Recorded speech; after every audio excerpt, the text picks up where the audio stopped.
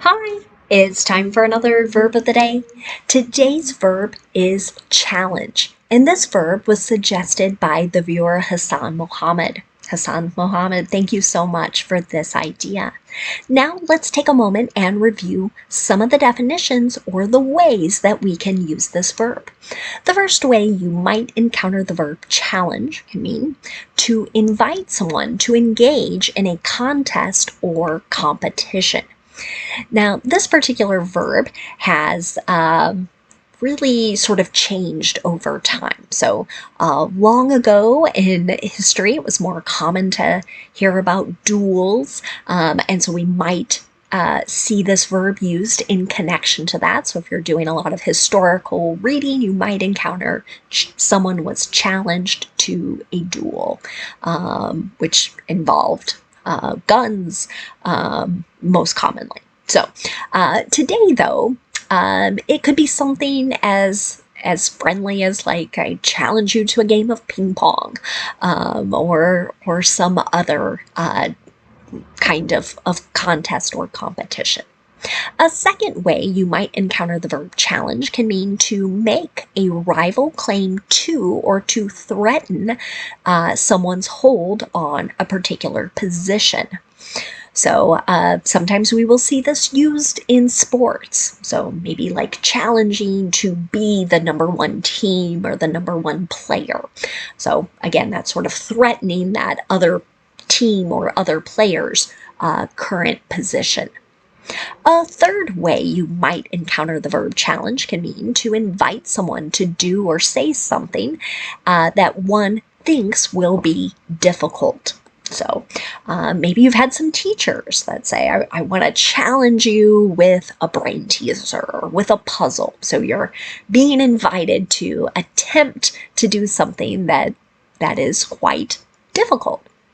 A fourth way we might encounter the verb challenge can mean to dispute the truth or validity of something, right? So one person says something, right? And you're like, oh, no, that isn't accurate. That's not true. We could use that verb to describe that action. For now, you should know that challenge is a regular verb.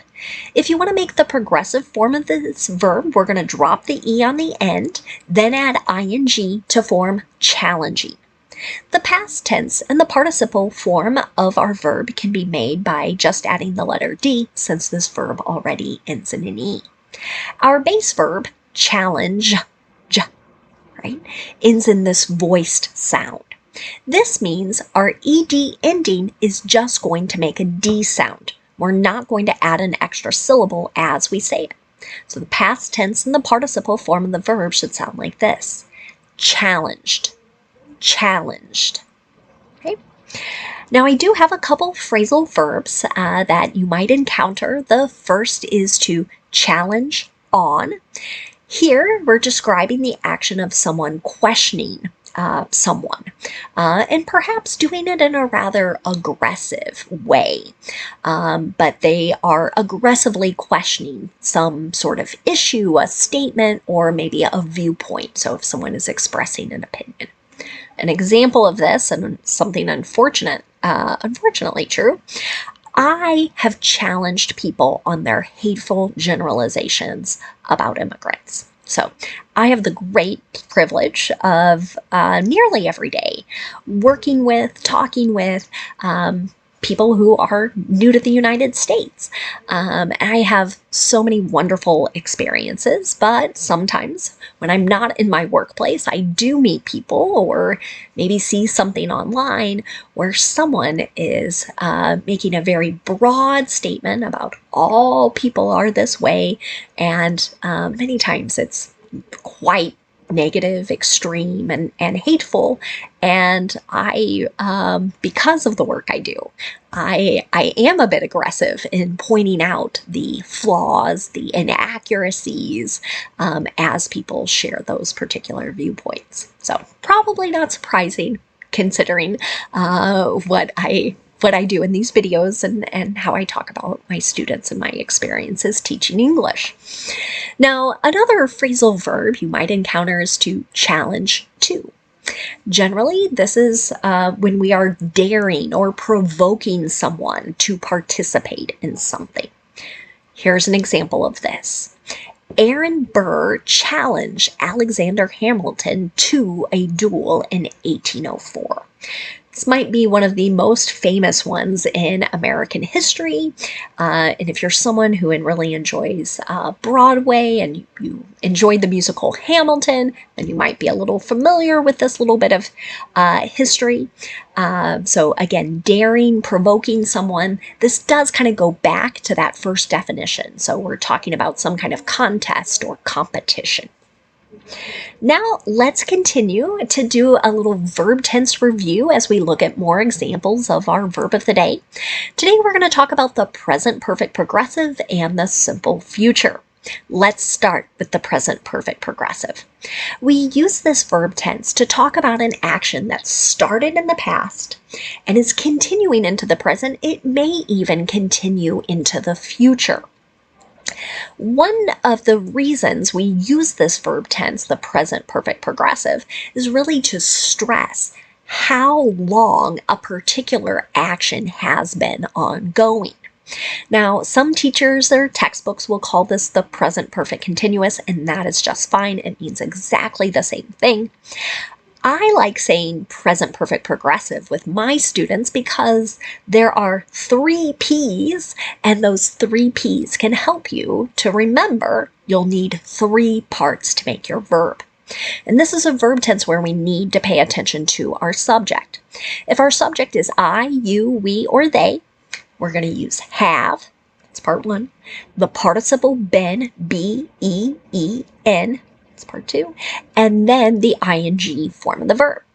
But if our subject is he, she, or it, we're going to use has been and the ing form of the verb. Let's take a look at an example sentence. He has been challenging authority ever since he became a teenager. Right? This is suggesting somebody who's kind of like, you're not in charge of me. I make my own decisions, right? So they're sort of not respecting that position. They're kind of wanting to be the one making decisions or controlling things. Now let's look at making a negative present perfect progressive sentence. Again, we've got to pay attention to our subject because our subject will control what comes next. It's either have or has. Then we'll use not right before the participle been, and then that ing form the verb. Here's another example. The media hasn't been challenging his false statements. That's going back to that last definition where we're talking about the truth or the validity of something. That is something else that's discussed quite often here in the United States in 2025. There are certain individuals that seem to be able to make up things and have it go unchecked or unchallenged. Finally, let's look at making a yes or no question in the present perfect progressive. To do this, you start with have or has, whatever form matches the subject. That subject comes next. Then we'll see the participle been, and then the ing form the verb. Here's another example. Have employees been challenging the CEO's leadership? Right? That's kind of going back to that second definition of like, maybe this person really isn't in charge, or maybe we know what's better. We're not going to listen or pay attention to that individual's directions or whatnot. Now let's move on and make some sentences in the simple future. Today we're going to focus on sentences with will. There are really 3 different ways for us to make simple future sentences. Will is one of those ways. It's really common as people make predictions or guesses about an action that will happen in the future. You'll see it with promises and with offers, and to a lesser extent, you do see it used with plans.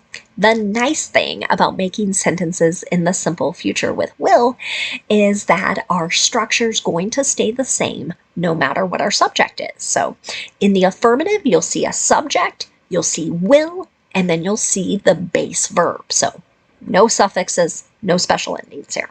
Here's an example sentence. The lieutenant governor will challenge the incumbent in a primary in 2026. So sometimes this gets used in elections. And so here, what's suggesting, right, is like they're entering this competition, this contest to see kind of whose ideas are more popular or who do voters want to lead the state. Lieutenant governor might be a slightly new term for some. Governors are the leaders of U.S. states, and a lieutenant is sort of like the vice president. It's the second person. Should something happen to a governor, the lieutenant governor is the one who steps in to lead the state. So here, I believe I borrowed this sentence describing what's happening in the state of New York right now, kind of looking ahead to the next election there. Sounds like we're going to have sort of some competition within the Democratic Party to decide who their nominee will be for the governor of the state of New York. Now let's take a look at a negative sentence here in the simple future. To do this, again, we start with our subject, we use will not, and then the base verb. Something that can look a little different is the contraction form of will not. It's won't, W-O-N apostrophe T. And you'll notice me saying that with a long O sound. So, an example of this in a sentence would be, the Attorney General's office won't challenge the Court of Appeals ruling. Right? So, again, pretty common to see this verb used in legal settings as far as people maybe initiating or asking for review of certain decisions. Finally, let's look at making a yes or no question in the simple future. To do this, you want to start with will, then you'll have your subject, and then the base verb. An example of this might be, will this course challenge professional golfers? Right? It's that idea of doing something difficult, right? Are those athletes going to be required maybe to perform at a higher level in order to do well? Okay. Again, as I looked for examples of this, I saw it a lot in connection to sports and politics, or the law. Maybe we can put all three of those areas together.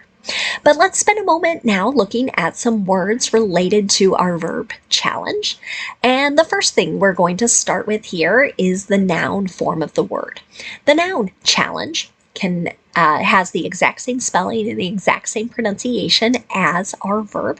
One way to use this noun is to talk about a call to take part in some kind of contest or competition. So, an example of this in a sentence might be, did you accept his arm wrestling challenge?